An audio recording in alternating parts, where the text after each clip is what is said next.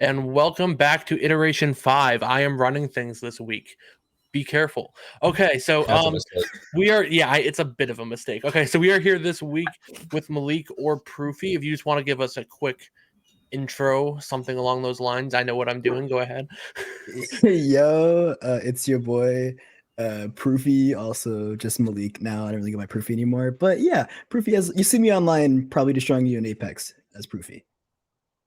Honestly, if you're destroying anyone, you're destroying Callow, who is unfortunately not here today, but I've seen him play Apex, and you're probably just knocking him out of the lobby every time. So we normally start off with a 20 questions, sort of like a thinking about esports thing, any topic along those lines. So if we want to jump right into that, I believe you have a topic for us to guess. Yeah, so this is yes and no questions, right? For 20 questions? Okay. Yep. So I have... All right, I have it. So do you guys ask me the question, or do we're gonna start? I have a click counter, which I just Googled, which Callow normally does. So we're working out the kinks. So Sai, how about you start us off? Because I saw your camera first. Yeah, can I ask my ceremonial question? Sure. Is it edible? No. Okay. Every time. Perfect. Next. I have a question. Is it a program? No. Is it a person? Yes. Okay. Are they a player? Yes. FPS? Yes. Apex? Wait, no. Blizzard FPS? Overwatch? Yes. There's only one of them. Yeah, I know. That's what I realized. North American team? Yes. East Coast? Yes. That really just narrows a lot down. Okay. Is it New York? Oh my God! Yes. Is it left? No. Is it Wait, you said it was Overwatch or not? Was that the clarifying question? Yeah, we did, and it's It current is roster, Overwatch? right? Okay, Current so roster. it's a I player work on for New York. Excelsior. Current roster? Is it Haley? No. Yeah, it was. No, not current roster. No. Not current roster. Oh, That's another question. Saviobi? No. Oh wait. Sorry. Wait, what did you pick? You Momo, you go first. I said Saviobi. No. Okay, before you ask more characters or more people, is it a tank player? Oh, that's smart. No. Is it a DPS player? Yes. Pine. Is it? You got it. I asked you like That's- 3 times. Yeah, I heard you. I was like, Okay. It's My fair. spine But said- I I got like yo. 4 in a row. I didn't want us to work through like Nene, Sabiolbi, My Pine, senses were going crazy. Libero. was that the and only then, like, other one that we completed aside from when Callow picked Lucio? Yeah, you guys. I don't think you ever got mine. I believe we cheated to get you guessing my mouse in 20. Other than that, probably not. Well, do we want to do another quick 20 questions since we kind of ran through that one way more has efficiently? another thing like on the top of their head. We could probably do another one that's pretty quick. Honestly, I have one. If you want to go again, I can. I got it. Sure. Yeah. All right. Sigh. Is it edible? No. Okay. Is it tangible? Damn it. Like in real life, because of No. physical. Oh yeah. No. Okay.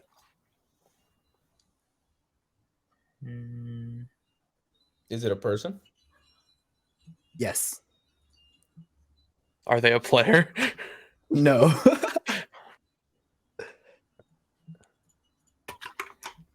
Wait, I didn't listen to the first 2 questions. Where are we at? They are a person that's not a player. So they're like an industry professional. No. What was the first? Wait, do we just know that they're a human being and that's it? Yes. That's all we got. Okay. Person, not a player, not a professional. Are they're in esports?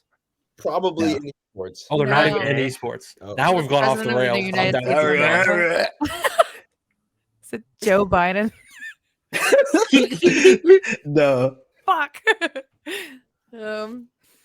If this person Would this person be within 3 handshakes of Okay. Biden? What? No. So you don't think Joe Biden has shook Proximity someone's question. hand that has shook someone else's hand? We're and all that's that technically person? connected. Technically, we've all shaken. If we're gonna do that, we've all probably shaken Joe Biden's hand at some point connectively. That's so No, exciting. we are so far off right now. Okay. Okay. Okay. Is are it they within the- gaming? Yeah, that at was least? actually. It's been in games, but not gaming. They're a person, been in games. So are they real? They're a real person, like in like they're not like a character in a game. They're like a human being on this earth. No. So they're in a game. Okay, so they're okay. To rephrase Fogey's question, are they a character in a game? Why no. are there chat rules? Or they've appeared as characters. Not really. Sorry, I didn't realize you could do that. They appear as characters in a game, but they're not. Okay, wait. Pure as characters in a game. Oh, they're also not tangible, Fogey. They're not tangible. Okay, so they're not a real person. Wait, dude, we could have gone back 8 questions and had been so much easier because there was a person that wasn't tangible. If I was listening suck. from the bat, okay, not a real person. They're in a game, but they're not. Is it Hatsune Miku? Is Hatsune Miku in a game? Probably. Hatsune- Probably. She's in her own Like Just game, Dance or kind something, of. you know? Yeah. I'm reading facial I feel like I expressions. hit something there because you're looking like. Am I near? Am I warm?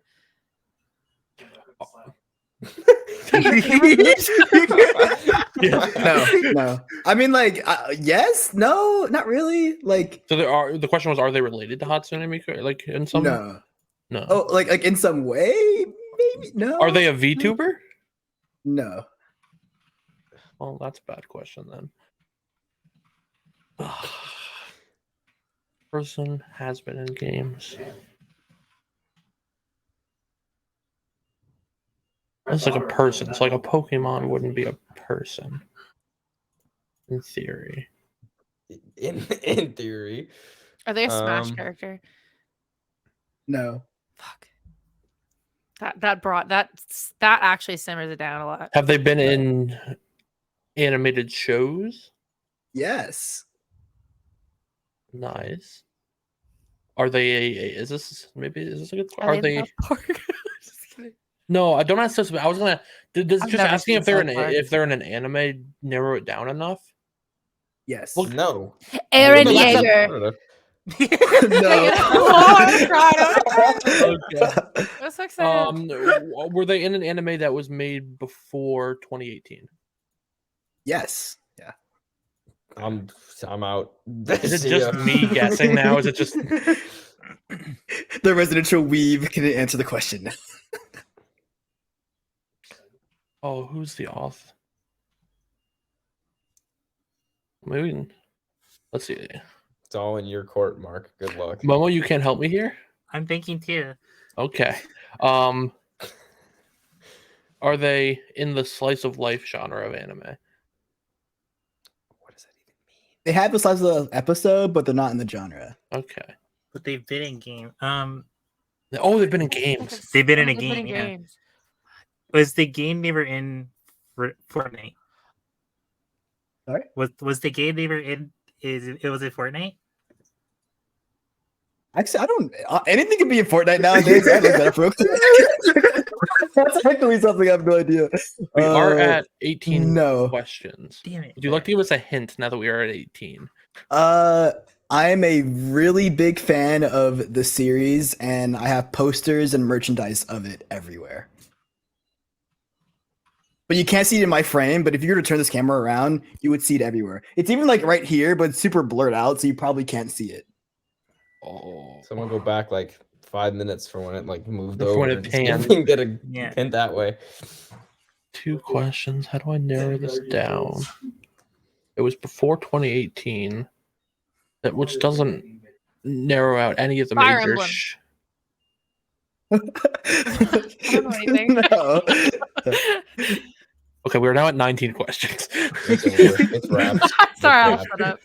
No, you're good. You guys have to bink the character. Oh, Wasn't Fire Emblem in Smash? Or am I stupid? They were. Yeah. I'll give one more hint if you want one. Okay, okay, Yeah. I'll take anything. At this Okay, point. like this is probably free, but they were in a robot.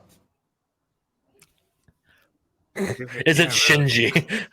Yes, sir. Yes, sir. We did. Wait, he hasn't did a video game?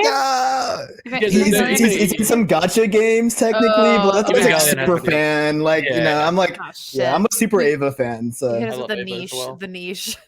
Okay, they pull out. what do you mean? I Ava's just- like Star I Wars just in watched- Japan. That's true. I just watched Evangelion for the first time like last month or something like that, like 2 months ago. And I hate Asuka, however you say her name. She So fucking real. sucks. I don't know why everyone loves her so much. She's an asshole. She's a terrible person. Why do people idolize her? Have you watched like No, have you it's watched like fair. End of Evangelion's like End of the Yeah. rebuilds then? Because like I Yeah, feel like she watch gets the better movie. in the rebuilds. too. No, she's bratty and stupid and selfish, and I don't like her. Preach. We can have a whole new Oh my God, podcast. We I can have a whole new Evangelion. podcast about We like can have a character whole- development that happens there. Dude, in the movie, sorry, I won't spoil for anybody. Anyways, back- Yeah, it did come out pretty recently. yeah, did it? Oh yeah, No. no. uh, I don't know. I but- just watched it for the first time recently. well, as I am the king of seamless transitions, let's transition into our main segment.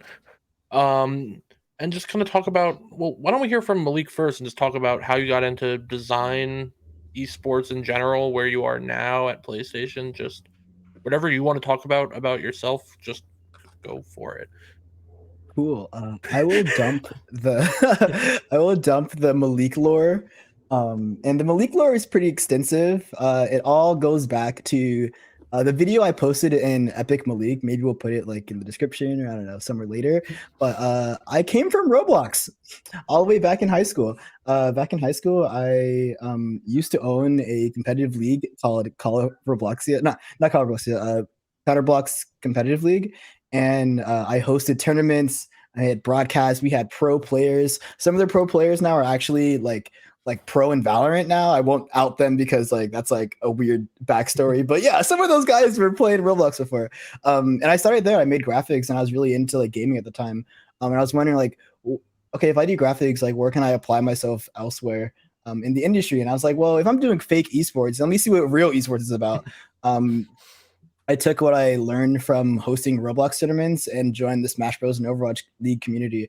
And we'll talk about this more later about like how I prioritized my time and growth within the esports community. But through like Overwatch, I volunteered with the local scene and making the Washington Justice, I think it was Vice and Virtue. I made them graphics for things here and there just for self-growth. And I also did a lot of like Smash Bros executions. I went to tournaments and made merch called Smash Collective.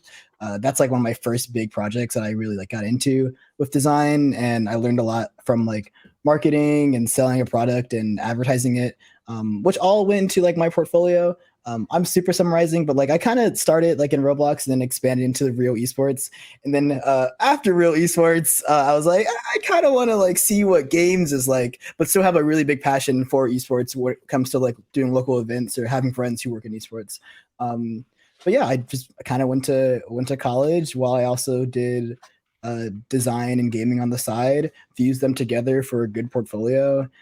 Intern at Corsair, then I interned at Riot, and now I'm currently full-time contractor at PlayStation. And also, I've got to state this though, but any thoughts or statements or opinions that I currently say in this podcast do not represent my employer. So thank you for letting me get that out. But yeah, it's been a fun ride, and I think where I am now and how my relationship with esports is right now is like I love supporting it as a fan and a freelancer here and there when I can. Now, I might have made an error, which is something that I occasionally do, and I skipped an entire segment about what happened this week. Now, if it is okay with you, Malik, and I do apologize, I'm going to jump backwards because we're a new podcast. These things happen. And Totally. We're going to talk about what happened in esports really, really quickly. Rewind time. Yeah. So there's a new Overwatch character. I believe you were scrolling past him and you thought he was Hanzo. So did I, honestly, at first. But there's a new character. Blizzard same face syndrome. Yeah. Real. Sai, what's the character called? You want to give me a rundown because I don't know anything about him. Lifesaver. Life Weaver. That's it. Yep. They're like this Lotus Symmetra clone support character. They spawn a tree. They have a platform. They have a grief ability where you can pull someone. It's gonna be a mess. Yeah, I don't know. But conceptually, cool. Practicality, we'll see. Yeah. It's definitely different than what they're doing. They're like, this is definitely like the new character with their new design philosophy. Like they pivoted like what Overwatch 2 wanted to be in as an identity, and I think this is the first character really showing that. But who's to say how it actually plays out? And all the information we know about like the actual character itself is like not official, so who knows? But it's cool. It's cool to think about in theorycraft and whatever. And then additionally, as of maybe 20 minutes before our podcast started, we unfortunately heard sad news in the esports just community as a whole about the CLG layoffs that are happening. So obviously our hearts go out to everyone who is affected by that. And I think like we've done with past layoffs, we will, if there is one made or if we can find it, we'll try to post some links below in the description of just people that are looking for work. Lots of talented people over there at CLG. So just try to show them some love if you can. And then wrapping up our sort of what happened this week in esports, we have our sixth man of the week that we like to do every week. And for this week, we just want to shout out Gamer Stent for the work that he did for not again, Sentinels. Sentinels, one of the biggest teams in esports. I can remember things. I mean, if anyone saw that leading up to VCT starting in NA, it was a kind of insane video of just a culmination and some extra renders as well of like just what they've done leading up to VCT at Sentinels. So I think definitely check them out. Their stuff will be below in the description as well. And now we're going to seamlessly transition back into Malik. Again, I am sorry for having to go back to our sections, but we're rewinding. We're not rewinding, forward winding. We're winding the tape forward. We're back in playing. Yeah. Here. Back on track. Mm-hmm. So you talked about a lot. Okay, I'm kind of curious because while you were in college, is that while you were interning or was that out of high school? Because you said you worked for Corsair or you interned at Corsair, Riot, and then PlayStation where you are now. Yeah, so interning was oh man. Interning was kind of like off the get-go. I think going into college, I kind of had pretty set in stone goals in mind that like I knew I really wanted to do graphic design. And huge shout out to like my mom, like she works in communications, so she has like a lot of business background. So like she was like, yo, you gotta like when I was like 10 years old, she's like, yo, talk to this executive dude. I'm like, what the like I'm so young, I don't have this experience to talk to these strong, like these guys who have hella money. So like I had to like break out of my shell some early on and really focus on like my future, especially when I was a freshman in college. A lot of stuff that I made in freshman in college, people were like, "Oh, are you like a junior or senior? Like, do you already have a portfolio and a resume made?" And I'm like, "Yeah, because like we only have 4 times to be an intern. We got to keep every time needs to matter." And so off the bat, my first internship was actually at Havas Media. I was working at a pharmaceutical company in New York City. It was like no hate to Havas Media, like their work is awesome, but like I did not like working for like big pharma and all these like drug companies. Like I was making pitch decks and stuff, and it was good to learn on the side, but like that wasn't a great opportunity. I wouldn't want to be there, but like you're a freshman, take what you can. So when I was in New York, I took the opportunity to like get local with the esports community. During the Smash Bros local scene, I went to NYXL things that happened locally, and like really connected with like what I was passionate about while getting those credits and continuing like my grind in a way. A lot of it was kind of a grind, and like progressing from like Havas, I was like, okay, that internship was great. I talked to NYXL people. I got my first Riot mentor because I made a Smash Collective thing. Things just kind of snowballed as I connected with people. And like throughout the next summer, I was like, okay, I want to make a really strong portfolio for gaming. Whether it be, I was still kind of housebring on esports, but it was just anything gaming. So I made graphics for made up brands. I made up Overwatch stuff. I mean, a lot of like conceptual ideas that weren't pre-existing, which helped me get into Corsair, which then later led me to get into Riot Games, and then PlayStation, and etc.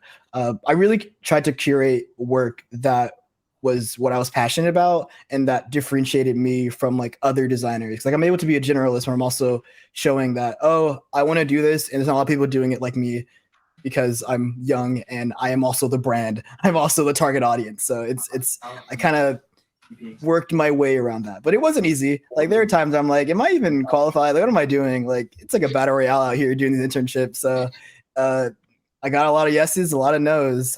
But you just keep on going and keep on applying. I'm kind of curious because we talk a lot on this podcast, or maybe not a lot, but we've definitely touched on it before, of like college versus going right into design, whether it's in esports or not, like without a degree. What are your thoughts on like, do you think these internships were easier to get because you were applying as a freshman college student or a sophomore college student, junior, etc.? Or do you think that's something that someone could seek out without being a college student? The internship route is like definitely kind of like a hack, in a way when it comes to finding experience while also going through school. But it sucks though because you have to go to school and pay all this debt to go through school. Like I went to an art school, 70K down in income. So like I'm not really thriving either. But at the same time, it's like it's a sacrifice that I kind of had to make for myself, especially going through college to get the social experience and the work experience and the I don't know whatever else. Like college is it's a weird subject, and I honestly recommend people do part time. I think the true hack, in my opinion, is just to do part time, take studio courses in typography and general design, learn the fundamentals, and then say, hey, I'm going to this college. I can still apply for internship because I qualify for it. I'm also spending less money on college, and I'm getting my experience, like the social experience, but not being full time, saving money, doing that kind of route. I think you can definitely avoid college, especially with esports. Like you don't really need to, but I still think that you need to take some kind of specialty course or at least have a certificate that proves that you have the fundamentals to do what you do. It'll make you a better candidate overall, even if you're self-taught. Because like I was self-taught, I still am self-taught. It's funny. I always think that post-secondary school is really beneficial if, first of all, you have the finances for it, because as I understand, especially in the US, school is very not cheap. It is a lot of money. It's quite the investment. But like you mentioned, certificates are a great way to achieve, paperwork that proves that you have the skill sets to do what you want to do without investing a ton of time and a ton of money into like, post-secondary per se. But I'm totally on board with you that I think there is a ton of benefit to going back to school, even part-time or whatever it may be. Just to like perfect your craft and have something on paper to solidify that like what you're doing. Yeah, I feel that. Yeah, I think that's been a point of contention. Like we've talked about that previously as well in past episodes of like whether or not schooling is beneficial. So that's a good connection there. Yeah, it's weird too. Like you have like degrees and internships. Like I feel like degree plus internship sometimes equals the GOAT, but also doesn't equal the GOAT. Like I feel like in order to like you have to be in the right space to know what you kind of want to do to achieve the most. And like I've had friends who've gone through school who like going through art school and like didn't really know what they wanted to do, and so they left art school like not really achieving anything. So like in that space, like you really got to wait until you're fully ready to commit instead of like going down in debt and not getting internship and then not having something to showcase. Like it's a weird struggle. And I think like with esports, it's funny too, because I remember I watched an episode a while back, like we were talking about doing free work to build a portfolio to get into esports. And like that is kind of true. Like even in the current aspect, like you can volunteer to make free work, or you'll learn and then get feedback from friends and family to improve your craft. So like it's a weird space. And I don't think there's a right or wrong answer because everyone has different paths. But I think as long as you're passionate and like you continuously try to find options and opportunity, I think you still have a good way to get into the industry. Yeah, I think a lot of it to me just like feels, especially when you're talking about like with the Smash community and like the merchandise and stuff that you were making. It's like if merchandise is the right word for that. I'm not sure exactly what applies to like you said like t-shirts and like printed t-shirts and stuff. I'm not sure if that's like merch or if you want to be 100 Thieves and that's apparel, depending on the actual wording for it. But just like in general, I feel like in esports, like you just want to be creating something, and ideally you are getting paid for what you're doing. But I think the more you push yourself to be creative, to push the boundaries, to get your name out there, like the better. Just in Yeah, general. like just make stuff that like you enjoy to make. Like that's what I did for my entire portfolio. If you go to my website right now, like it's literally just work that I enjoy, like the spaces and things that I enjoy visualized. Like I made a project based on a style of street poetry, which is like rapping. Well, it is just rapping, but you know, like Earl Sweatshirt and like Mike the Rapper Mhm. from New York City is like I love these artists, and I'm like, how can I take what I love and then show it in different formats? So I made a magazine called Quest Magazine. And when it's like for Smash Bros, I was like, yo, I love the idea of collective and community. How can I visualize that on a t-shirt and then like sell it at an event? Now, the goal wasn't to sell, but still just make really cool ass things. I did so many free graphics for this org called DMG Alliance. Like, thank God they picked me up because like they honestly changed my life, allowing me to make things that I enjoyed in Smash Bros. Like we were making montages, and I was like trying 3D out, trying mock-ups, trying to make t-shirts. Like do things that you really enjoy and make it your own, which is like what I kind of did. Yeah, I mean, like if you're not, obviously there is a time and place for creating design work that isn't for you. Like that is definitely, it has its place, and that's typically with a client. But like if you are looking to improve in any capacity, you need to be designing for yourself. You need to be like, what best reflects what I'm interested in? How can this reflect the ideas that are in my mind that no one else is thinking? And it's like, and that's kind of like the keys to success for us. Mhm. Which I recently not discovered, but like have been implementing. Like for a lot of my design career, I was like, oh, I'm designing for this client because of this, this, and this. And I'm like, no, they should be coming to me for what I want to be showing them. And it's like Exactly. that's kind of Yeah. it's like it's a fundamental shift that doesn't feel natural, but once you get into the swing of it, you're like, this is right. This is how it should feel. So I'm definitely with you on that idea. Yeah, it's kind of cool. I think a lot of people, especially if you're looking at design postings, which I'm sure a lot of us have like seen, they're always talking about they want you to be able to solve their creative solution.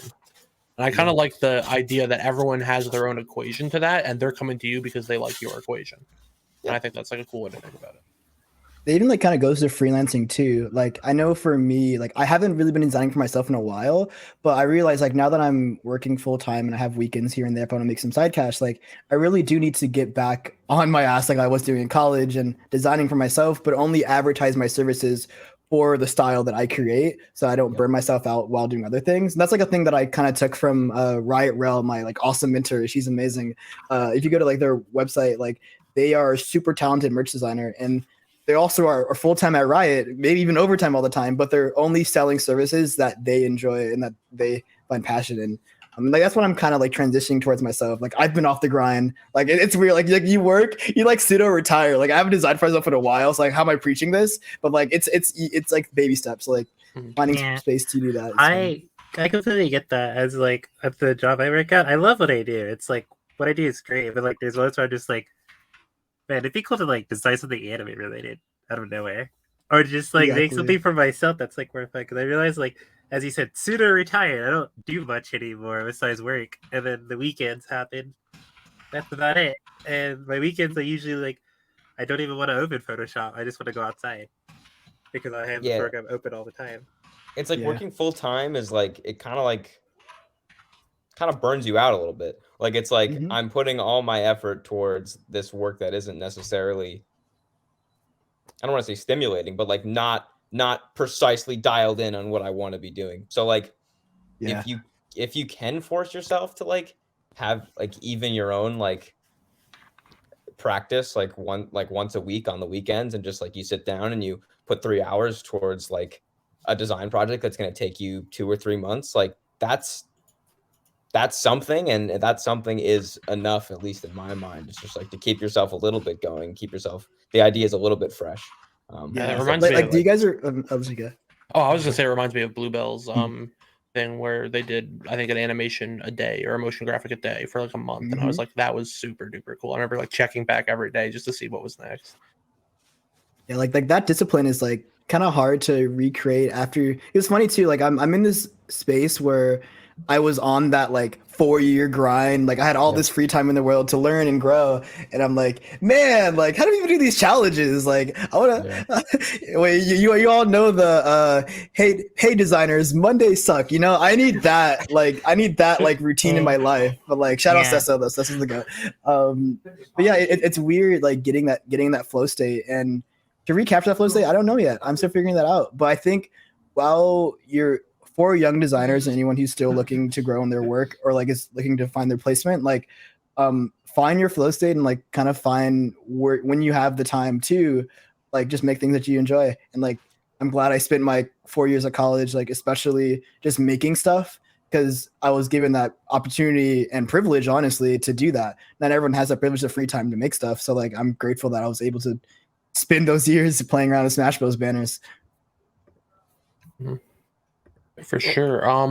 I think unless we have anything more, well, I was going to ask a question on interning actually, specifically about transitioning that creativity for yourself, like into interning. Do you find that interning in some ways is limiting there, but it's almost like when you're starting out, it's probably just good to get stuff down on paper, especially learning the different aspects of like professionalism within esports and stuff like that.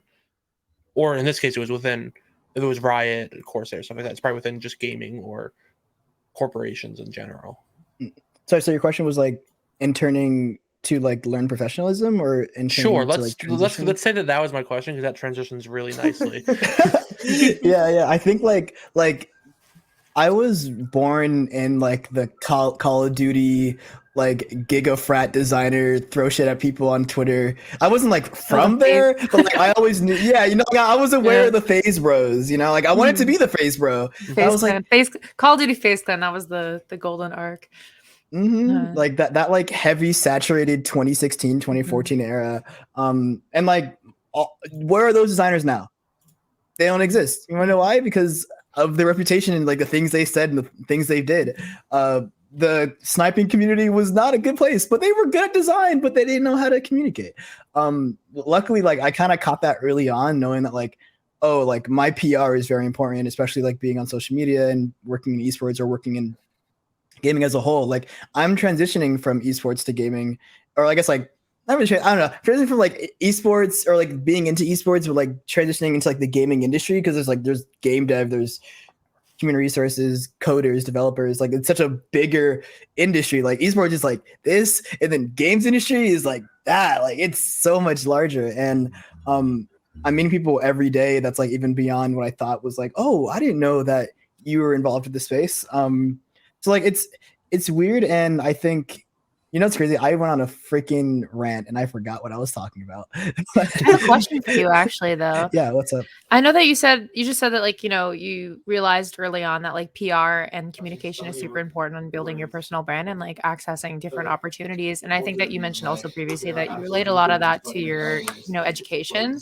And your experience there. How do you think a creative who doesn't have access to post-secondary education might be able to access those resources or come across those skills? So what kind of avenue might they be able to take to get that? Yeah, I'm actually glad you asked though, because I do have a Discord, which I have a lot of friends and other mutuals who aren't necessarily in the same position as I am to go through school, but are also wanting to grow as a designer. It's really good to just build a community around you. And I think that's the best way to grow, and especially look for mentors, because like mentors is free education, and just watching how they work is how you can learn. They don't even have to tell you sometimes. And so like I have a Discord called Proofy School of Design, PSD for short, shut up Photoshop. And we That was good. I know, like it was only by chance. Like things just happened. I'm just a lucky guy, honestly. That's what I Stars said. aligned. Literally, dude. But yeah, like we have like a server, and like it's like we have a resources channel, a job channel, a creative channel, feedback channel, and like building a community for growth, but also finding that community is definitely not easy. Because like there aren't like I'm not advertising PSD. I just tell people who I see have a lot of potential as a designer, and I think that they can grow a lot being surrounded by other designers who have either like made it or are currently making it. Is like the best way to grow. Like I said earlier, like if you can like try to do part-time school, but only take classes from professors who actually mean shit. Because like there are Oh my god, this can be a whole nother subject about college, but like, Oh yeah, dude, we like, had a whole. like- I think we had a whole episode on like, is design college like transferable or relatable to like what you would actually be using, especially in esports. yeah, I think and, you're right like, about the mentorship, Mhm. though. Sorry to interrupt. You can keep going. Keep going. Just to close off, like for like my quick statement about college, that like there are professors who have no idea what the industry is like. And the professors who do know the industry is like, because like I have friends in the PhD server, they're like, oh yeah, I'm taking these courses, and like, yeah, we're doing like physical print block. I'm like, what the hell is the guy doing like digital advertising? So like, quick tip for like anyone who's looking to go to school is just look at the professors, look at the work that they make before you make any choice. But it's hard because no one tells you that beforehand, so you just waste your time. But like, if I'm telling you this now, do your research. If for any college, even community colleges have some pretty good professors, so just do your research, dude. I can see Yeah, the for community sure. college. Yeah, community colleges are great, especially for like for just starting out.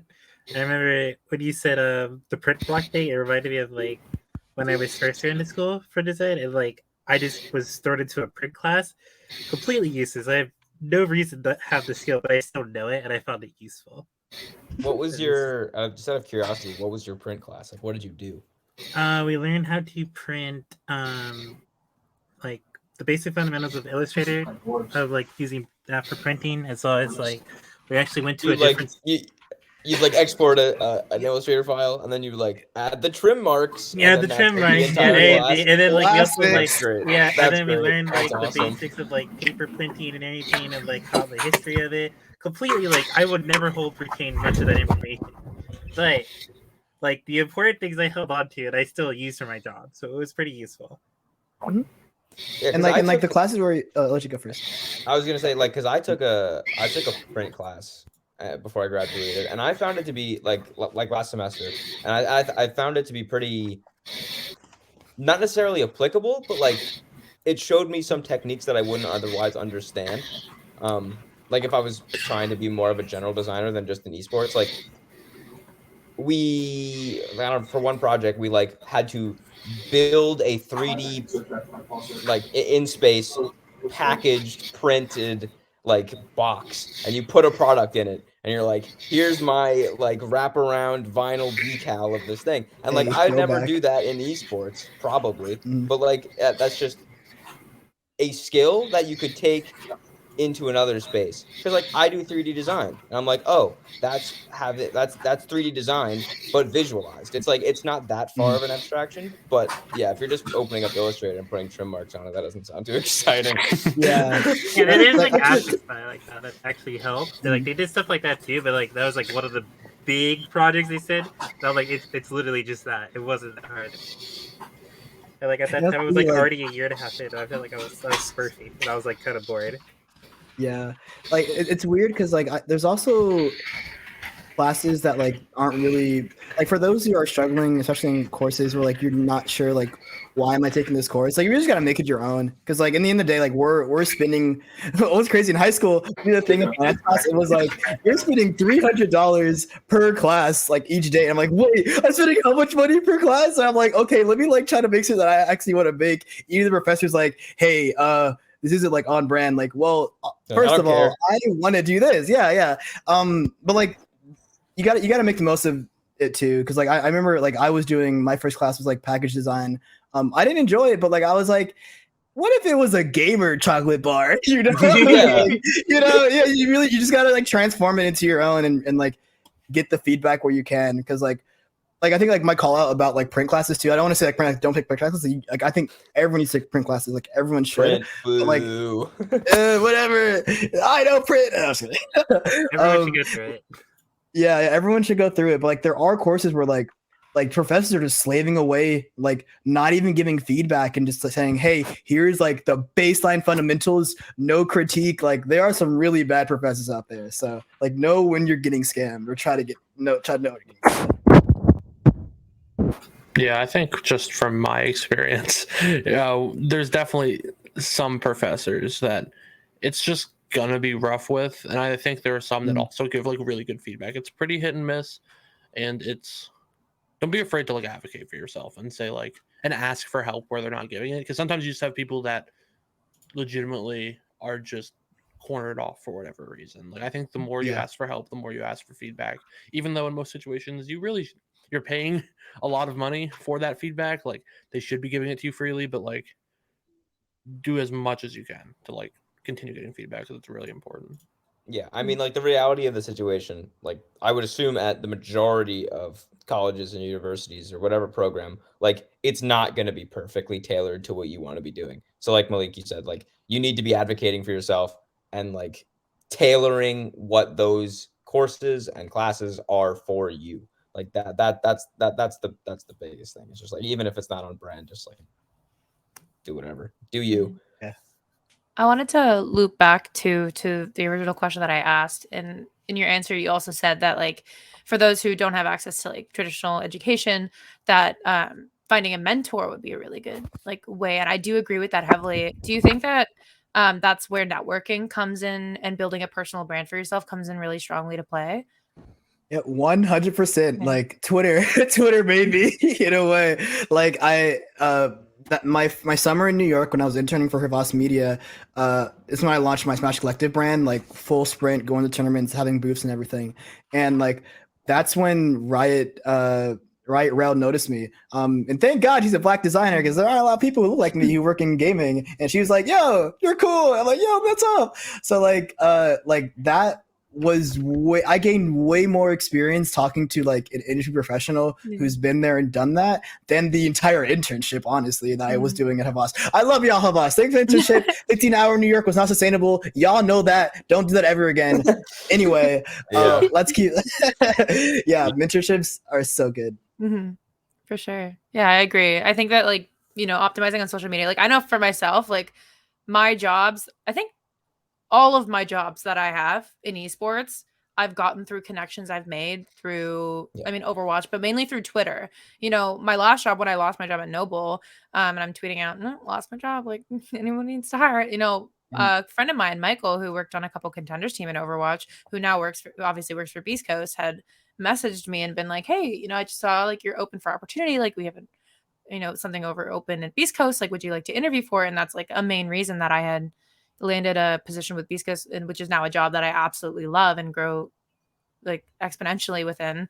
So I'm a huge, like, I agree. I think it's a great way to, open up your world, and build yourself out like that. So when you said Michael, is this World? Hello? Yeah. That's my dude. Yeah. Me and Will go back. We're actually day one. So nice. He's so nice. Let's go. I know. Shout out World. Shout out. I mean, I owe my job to him, so I'm super thankful for him. He's so chill.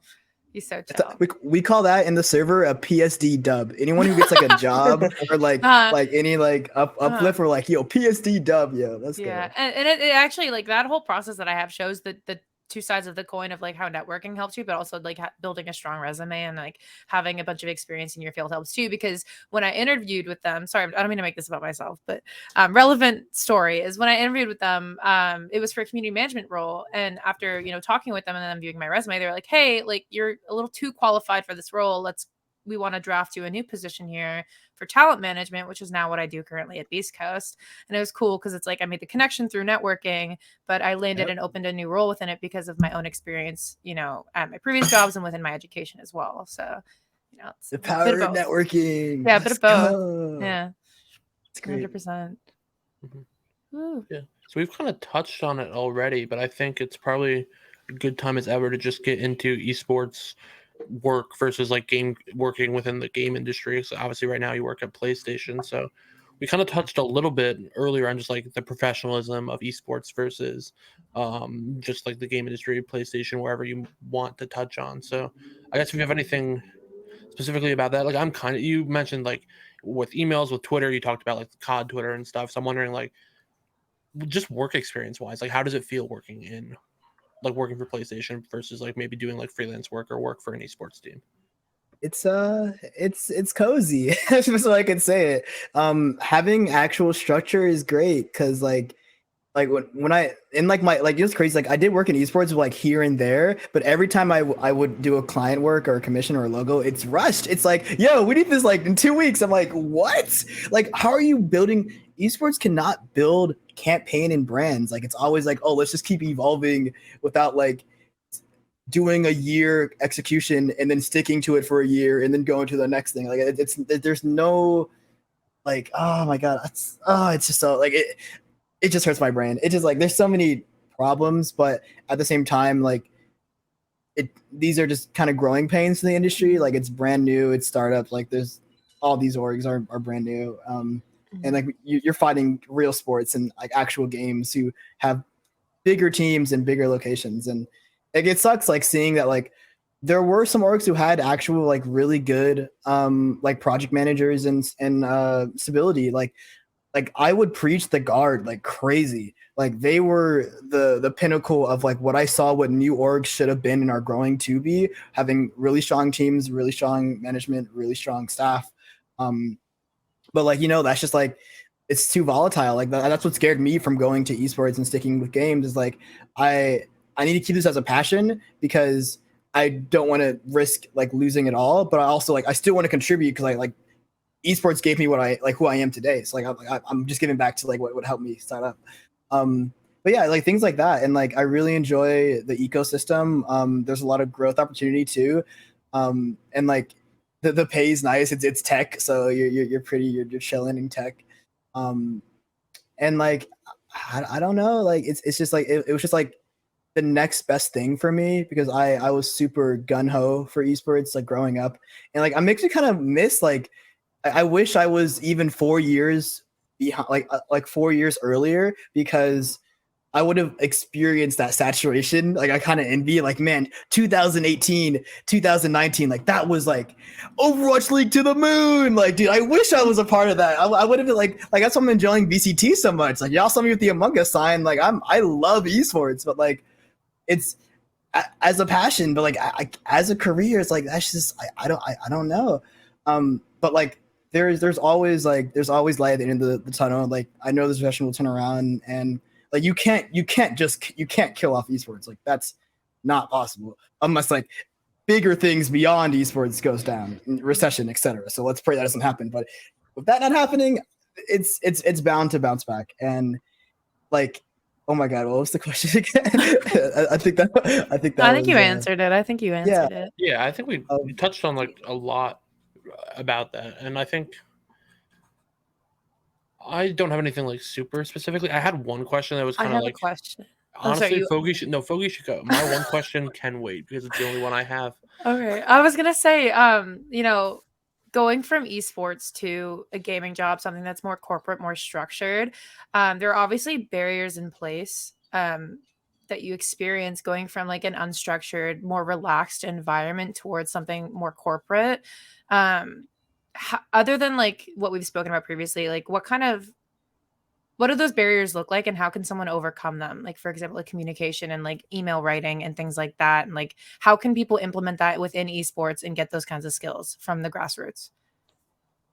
I think it starts at, that's a hard one too, because like the guy at the top really does need to have prior knowledge. Like whoever is leading the org downwards needs to have like experience of whether it be because like on my team, like my department is patient creative art and we do almost agency like work. It's also fast paced, but like very well planned out. But it's also because like we just have bigger investment in the studios and all the studios that we manage. We know we can go to them and we can get the job done. But like there's a very strong structure at the top. Like the head of our department like knows the process, knows how it goes, and hires accordingly.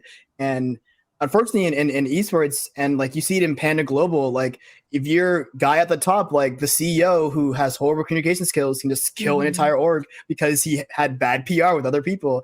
And what's funny enough, Beyond the Summit people, like they were great. Like they had great PR. So phenomenal to work with as well. We just did an event with them like 2 months ago. It was like amazing, like the kind of structure and professionalism that they have in conducting their work as well. It's just like 5 stars, like top of the line, like absolutely the best example in my opinion. For sure. Yeah, and it's all about the leadership, like from to have that structure, and hopefully whoever is gonna reclaim the vacancies that are in esports right now have like maybe they're ex Riot, maybe they're ex etc. But like from a really strong starting point, and we're even seeing that happen now. A lot of Riot devs are making their own studios to compete with Riot. There's like probably 4 of them. You can like look it up on like it's crazy. But yeah, it's really just management. And then from there, like good project managers, good PR, like just it's hard. And like being able to make a timeline too, because like having like a good timeline, hopefully for a designer, like I'm working on projects that are NDA. I'm trying to stop myself real quick, but like working on things that are like long projects, some short projects, and usually generally like having a good project manager who can navigate that space is really important for a designer. And do you think like that, like, sorry. So I don't mean to overtake. Do you think that like quick adaptation and quick learning is a big skill that you can take as an individual to kind of grow? Because I know that like going from esports to like for myself interviewing with these giant companies, these gaming companies, you oftentimes lead into these this jargon that you don't fully understand that isn't used in esports typically. The Googling things like these jargons and interviewing are oftentimes ways to develop those skills and kind of learn the kinds of things that you're missing within like the esports structure, the esports ecosystem. Because I find that like a lot of the times, like, unless you're in marketing, like there's so many terms that people don't use. And also there's different like synonyms for terms, like depending on where you are as well. So that wasn't really a question. I just wanted to add. But I think to offer that too, like I feel like esports is kind of like the high school of gaming, especially like the way that staff communicate to each other, the way like internally, externally, like not to like throw shade at the guard, but like when you see them at the guard, it's super like you're either a family or not, and you have a super young age of like designers who have not gone through like contemporary social development, super introverted. Maybe they're not used to being in person or want to be flown out to work somewhere and then lose their job. Like it's I wonder what the age demographic is for like like the average across esports teams versus across like big gaming companies. That's interesting to think about. I kind of imagine they would pretty young, and I'd probably imagine pretty similar. Like even like game studio, like I know I mean it's all like I would assume late high school, early college. Or and depending on the role as well, like you see that a lot in social media and graphic design too. You get kids who are in high school or in college, like early college, like applying for these roles and developing themselves within it. So, which I think is the correct move. Like, it is. Like that's the right thing to do. So, yeah, and like for those who went the route like straight from high school to gaming, like I think like the guard did have I think that they're the best example. I keep going back to them, but like just for when I see structure before the crash of like obviously the CEO. But the people who actually ran the guard, like they were that structure and they had that structure. Yeah. And oh my God, I was going to say something that was related to your point, but I forgot. Do we all have like slight ADHD in this? Dude, I am so bad at these podcasts. Yeah. That's okay. I've never done it before. You'll catch us all being like that, being like, I was gonna say something, and then you just forget. If you can't catch me being like that, that might be more rare. Actually. Yeah. Okay, I think like I was going to close it. I remember it now. Okay, go for it. Yeah, having that mentor guide you, I think, is the biggest thing. And finding that person and looking in spaces of like where you're like, oh, this person works at X company and has X job title that I want. Don't like sauce them up. Maybe like interact slowly, but like build that relationship slowly and organically. Don't send like you can send what do you call the email? Oh my God, I'm losing my terminology now. You can send the jargon. Oh my God, like the ghost, not the ghost email. The email that like you just send out. It's like cold call, cold email, yeah. Like cold emails do go a long ways, but like you can send a cold email, interact with their post more on Twitter, get them to notice you in a way, and if they share that vibe, really push that conversation. And if you're at events, networking and talking to people is a big way as well. Like putting a face to a name is a huge way to make it a strong connection. Yeah. Okay. I have my one last question that I think we can kind of use to wrap up, and I think it should be a pretty easy one as well. Whenever I think about game creation, game devs, the big issue that always kind of gets shown by news media that I always hear about from people that are at my college, because at the college I graduated and the college I'm at, Champlain College, is really big in terms of game creation. We have a whole games department. We have professors that used to work at Riot and stuff like that. they talk about the crunch time, the extra hours. Even our curriculum is based around crunch time. How much does that affect you as a designer? It's a range. Thankfully, my team has been very nice to me as like a little intern baby to full-time contractor. Can't say the same for the senior designers for sure, but I know it depends on the project. And specifically, I haven't experienced the crunch time, but I've seen other people in the space go through the crunch time, and it's a real thing. It's not even like from my department who works more in marketing and game dev support than actual full game dev. Yeah, crunch is a thing, and it's something that you have to maneuver very well with your project manager and lead designer, especially for graphic design. For me, I've had like one moment where it was like, hey, can you do overtime? But it was like 1 hour, so it was chill. But like there definitely are moments like that, and like you have to really figure out like a routine, when to get up from your chair, do some stretches, and then get back to work. I talk to people and it's like screen for a second. yeah, like I talk to like other people at other desks. Like when I they're first, like, I was gonna say, like when I first started my job that I'm at now, which is just like where it's just an agency that just does a bunch of digital marketing for like government clients, so like NYSERDA and like Mass Save and stuff like that. Like I'd be sitting at my desk for 8 hours a day. And then my boss was like, why are you sitting there for 8 hours a day? Go out, take a walk, get some sun. So like that's like crunch time is definitely real in that industry too. Like I know you're like, it's not games, but like I'm feeling that for sure.